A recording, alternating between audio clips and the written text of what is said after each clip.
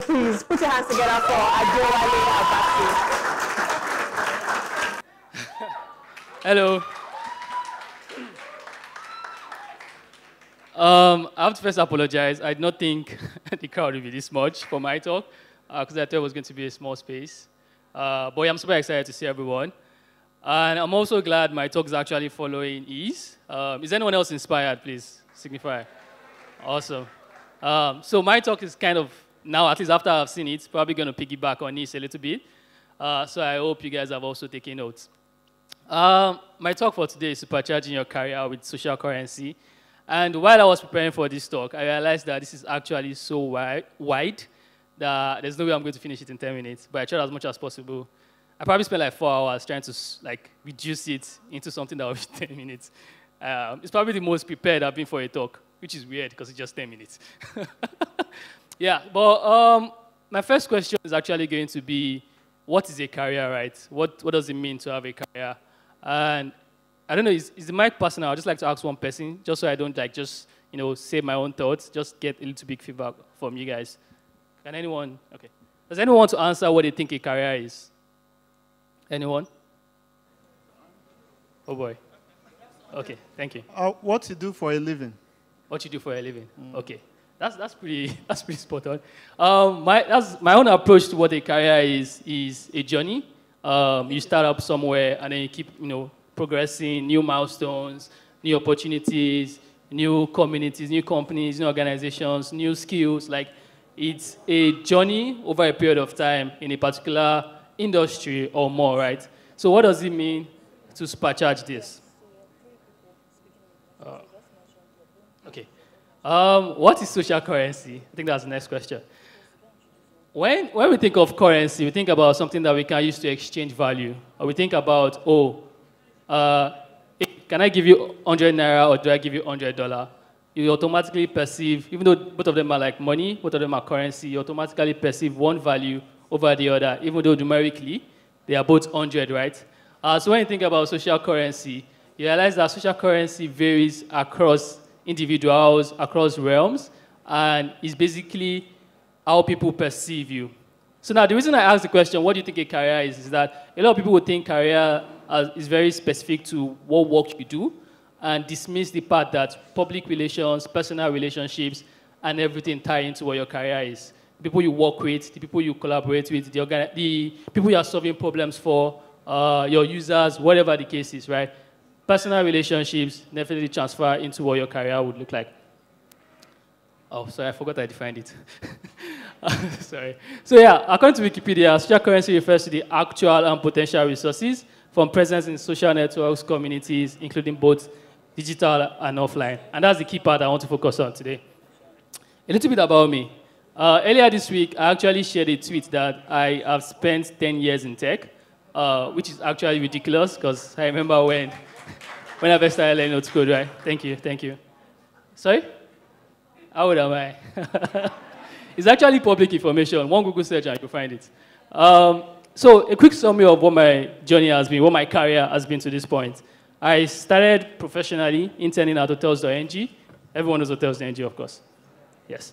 Then I freelanced for multiple startups, projects. Some of them still exist today. Some of them have packed up. Software engineer at a couple of companies, IR Freelance, Seamless HR, to name a few.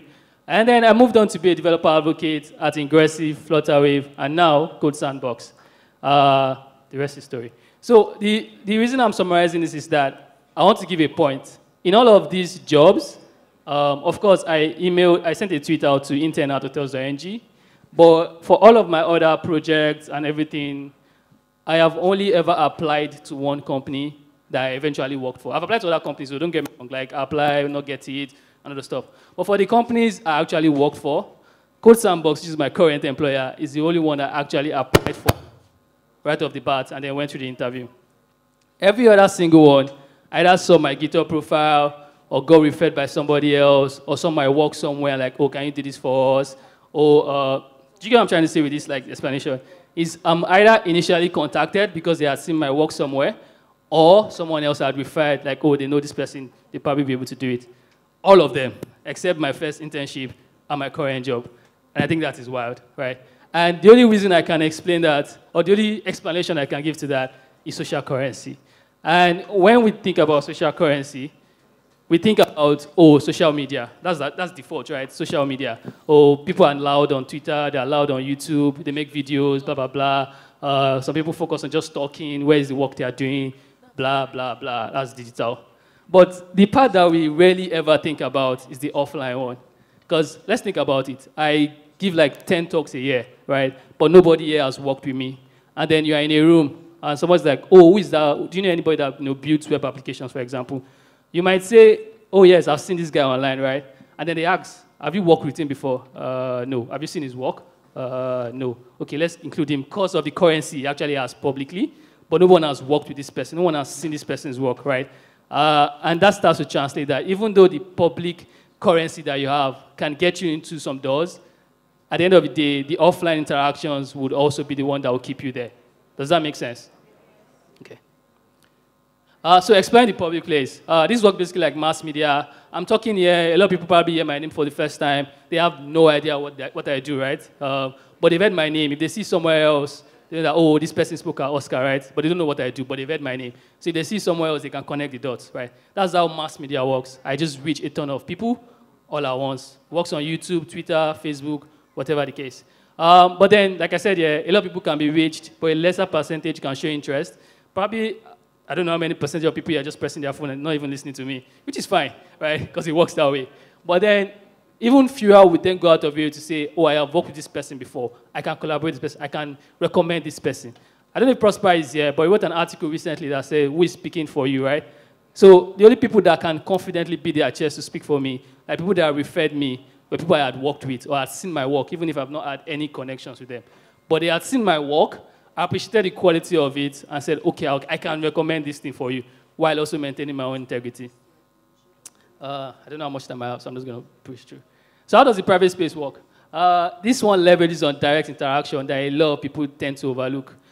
There are a couple of people that are founders in the Lagos, let me put it that way, Nigerian startup ecosystem, that I feel like if I need a job today, I can just go to meet them if there's an opening and I'll get the job. Simply because, not clout, simply because I have worked with them before and they know what I can do, right? It's a direct interaction, it's a direct collaboration, a direct experience where personal experiences and the word of mouth go a long way. There are a lot of people here that were once Ingressive Campus ambassadors. Is anyone here Ingressive Campus ambassador? Amazing. So the first time I got that job, I got referred by someone I freelanced to like 2-3 years before I got that job. And that job was also a life changer for me. I don't know if what I'm trying to say here makes sense. But because I worked with that person was able to directly see my work, my values, so to speak. They were able to refer me to another place that I can also provide additional value. So even though you might reach lesser people offline in terms of direct collaborations, these interactions tend to have a larger impact than just mass media. But I'm not trying to say one is better than the other. I'm saying they work together, and you should not just say your own social currency is tied to the things you do on Twitter or making noise. The people you work with in your office today, if they go to another bigger company, can they recommend you? Are you good enough for them to recommend? Can they get you to advance your career because they have worked with you before? That social currency, even if you're not a public person, is what this entire talk wants you to recognize and work on. Like, that's basically what I want you to get. The people you are working with today, can they speak for you? Are you doing good work, or are you just faffing? Like, you're paying me like chicken change, so I'm just going to do chicken change. I'm not saying, I mean, there was recently a talk about toxic bosses. I'm not saying you should overwork or do more than yourself. But for the work that you are doing yourself, are you proud of your work? That is it. That's my mantra. I do work that I'm proud of. If I'm not comfortable, I bounce. Do you get me? So bottom line is basically, in respect to your career, social currency is going to boil down to how people perceive the work you do. On Twitter, social media, blah, blah, blah, blah, blah, they see it, they perceive it a certain way, but they don't have a direct interaction with it. That has its own value, because it might get you some places that you might not be able to get to without that visibility, but it's still going to have, it's still going to carry a lot of weight when it comes to who has directly worked with you and who can speak proudly and confidently about you.